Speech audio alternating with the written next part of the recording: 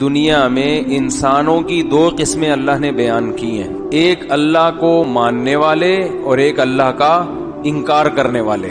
جو انکار کرنے والے ہیں ان کی علامتیں بھی اللہ نے بیان کی، اور جو ماننے والے ہیں ان کی علامتیں بھی اللہ نے بیان کی۔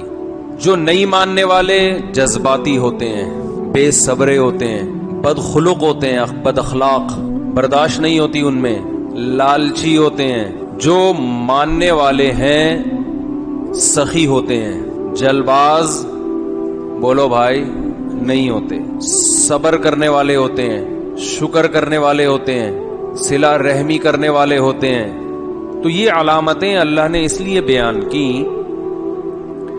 کہ یہ بتا دیا کہ جتنی اچھی چیزیں ہیں وہ ماننے والوں میں پائی جاتی ہیں، اور جتنی اخلاقی برائیاں ہیں وہ نہ ماننے والوں میں پائی جاتی ہیں۔